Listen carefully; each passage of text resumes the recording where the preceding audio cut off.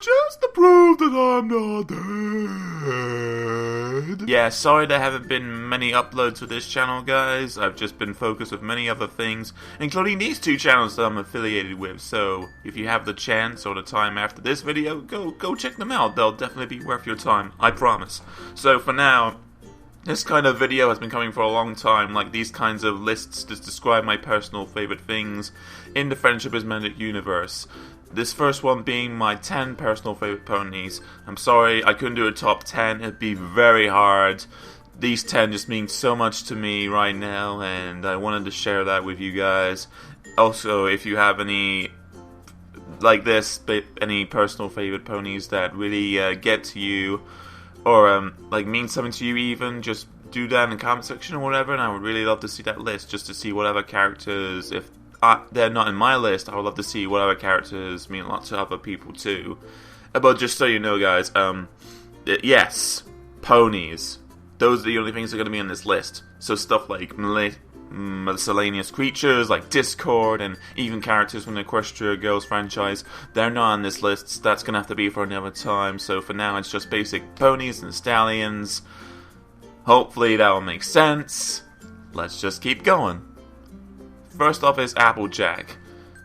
Even as a kid, just being like a kid, you know, just being all, what have you, just still trying to learn. There was still part of me that wanted to be like, honest, you know, just trying to, do as I'm told and just make myself like people that I'm someone that I can trust. And I feel like looking at Applejack, that's kind of like the same that when I seen her, and just so as well, like she's just a real fun character whenever she's on the screen. I guess living in Texas, like in the South, I guess she has some of her mannerisms too.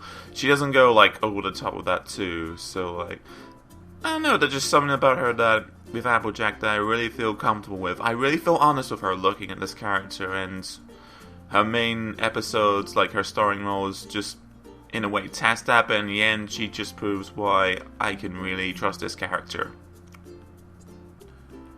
Coco Panel. It took me a while, but oh my gosh, she is so freaking adorable. I guess you can say like she's a hard worker too, coming from Manhattan, and from the 2 episodes that you see her in, like she want to do anything to represent the goodness out of her city, more or less. But I don't know, there's just something about the design too, and the eyes, she has the Fluttershy eyes, it's just so adorable.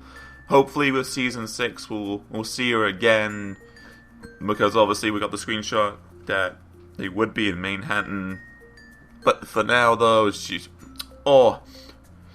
I'm good with what we've seen her though, and even though like I do want to see more of her, I'm just glad that this character exists just to, Next up, Derpy Hooves and Dr. Hooves. Yeah, as a Hoovian myself, I just couldn't resist. I mean, even before like the fanbase associated Derpy with this Doctor Who inspired character, I just love Derpy. I just thought she was adorable, cross-eyed or not. Just something about just warms the tickles of my heart, I guess. Even though she's a klutz and whatever, I feel like this is a character that I want to get to know more if I had the chance. Like, just spend time with her. I don't know, just something like that. And just when you pair her off with Doctor Hooves, or Time Turnip, I'm just gonna call them Doctor Hooves because it makes more sense. Just like, anything that happens subtly in the show, or what you get from the fanbase is just amazing. And it really makes me happy just to see what either the show or the fan base can do with these 2 characters on their own or together, and it's just really, really awesome to see. Next up is Fancy Pants. Yeah, remember that one character that appeared in Sweden Elite, and he's been having cameos ever since?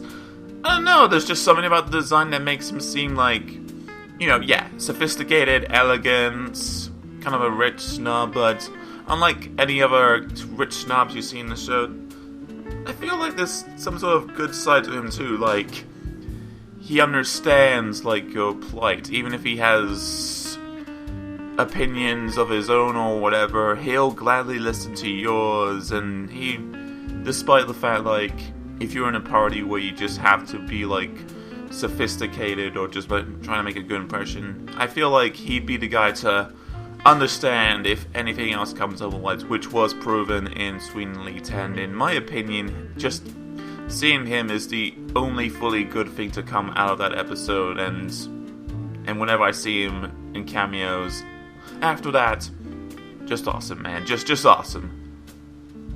Next up, Flowy Heart. Yes, I know, the episode hasn't come out yet, but I'm sorry, just that one screenshot alone is just enough. And no, it has nothing to do with the fact that she's a baby. I want to see this character evolve more. And it comes on later in the show, so you already got me season 6. This is going to be the best one ever, just with... oh, adorable! Speaking of adorable, next is Fluttershy. Out of the main 6, this is my personal favorite character. If it wasn't for her, I wouldn't have come to love Friendship is Magic, get to know more about why fans love it, why, in some sense, it means more as a kid's show than it should do, but either way, it's just overcoming, like, her shyness and just being all real nice and such. I kind of see a bit of myself in there too. Like, even to this day, I'm fighting, like, just trying to face up to people, whether they be people I know or just whatever. Just Fluttershy is kind of fighting that fight too, even with her personal friends, and that's something I can really relate to. So that, and coupled with the fact that her design is just really freaking adorable, just until the show is done, and even after that, I will always love Fluttershy. Just wow.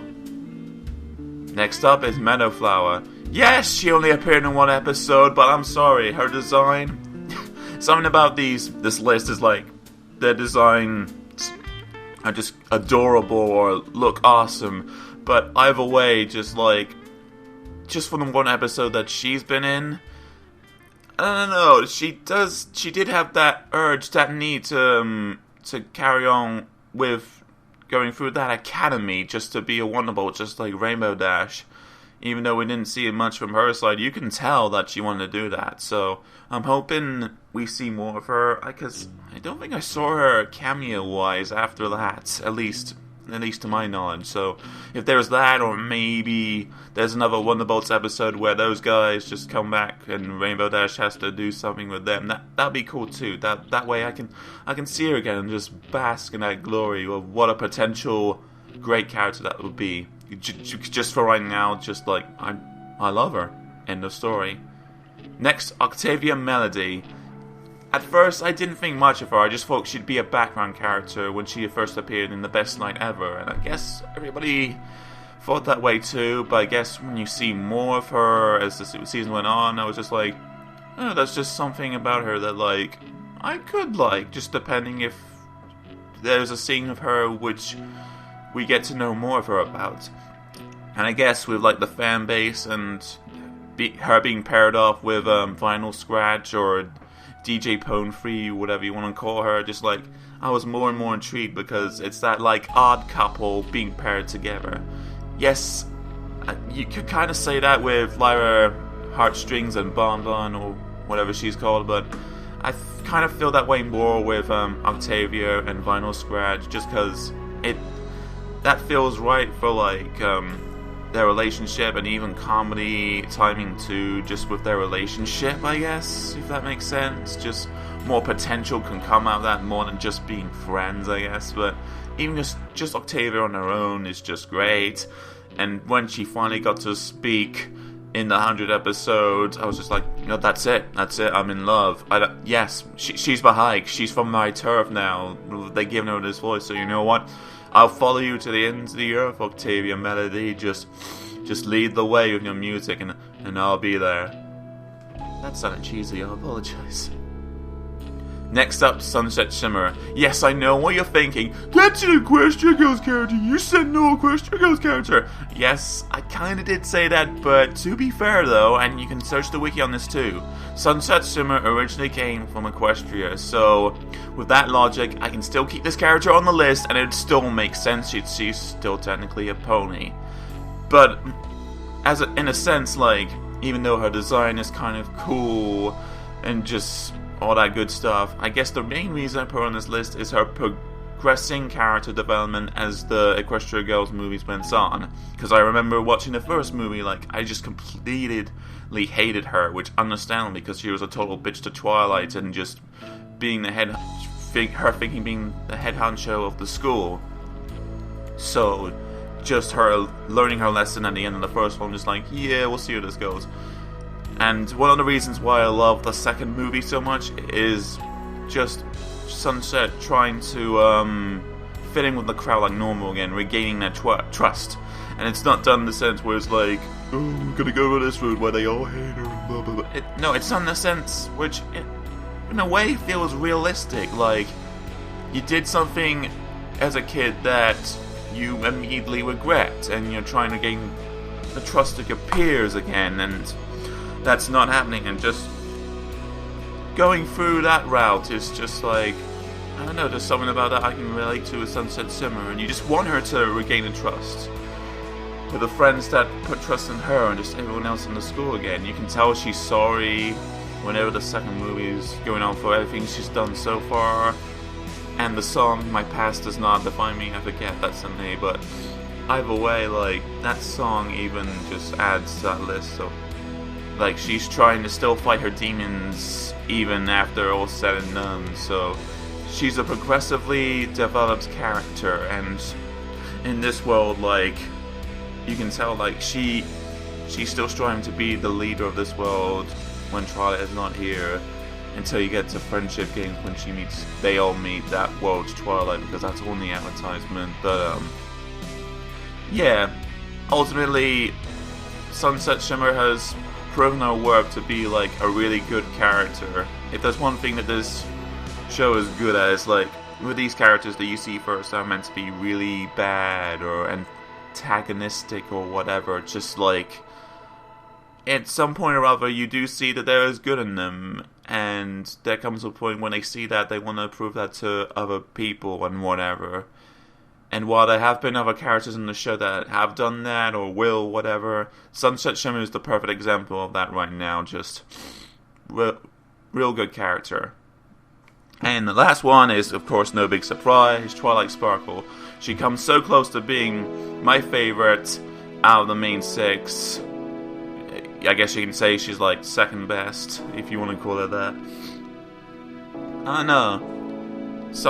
There's something about like her story arc where she's continually learning friendship from her everyday life, from her friends, her close friends, or people she doesn't even know. And even when she becomes a princess, she's still learning all that too. And I guess if it wasn't for her, if it wasn't for Twilight, like, trying to find this friendship morals throughout Equestria, like, all these characters that I mentioned in the list, or even hundreds of other characters too, like, they wouldn't have been able to see, like, the goodness in other people and in themselves. Twilight has managed to inspire all these characters in some shape or form through her friends, and their friends can do that for other people and characters and such. So I guess nothing more to say that, really. Just like, in a sense, even though it's not like a Jesus figure, Twilight has really inspired all these characters, and she's inspired like the fan base in some shape or form too. And she's not like a blank slate too either. She does have her crazy moments, and she does get giddy at stuff too. So she's not like a, oh yes, I'm just a blank slate, blah blah blah. She does have her moments where she does get out of control too, as evidenced with the Out of Time episode, and of course the mental breakdown one too. So you do know she does have her days, and now that she's a princess, she's still learning as well, and that's kind of interesting. Oh dang it, oh well. But yeah, these ponies just mean so much to me right now, just like these characters that I just can think of, and just, well, make me happy to know that like I can be like them as long as I keep going. It won't be the sense of like, oh, it'll just happen once and I'll be set for life. No, it's a continuing thing with these characters, seeing the good in them, trying to be like that. That's an ongoing thing. but I'm glad that's going to be the case, because these characters are one of the many reasons why this show has grabbed me, unlike shows of the past 10 years, I guess. So I'm just real glad, real proud even, to be along this ride and have these characters, this many even, to like call my own personal favorites. And I hope you guys can understand that if you see it from my list, or like I said before, if you have your own list, post them in the comments. I'll gladly look at them, just be very interested, just to see how, why. I won't judge you, I promise. And just hope it all leads to good stuff. So, yeah, I guess that's it for this list.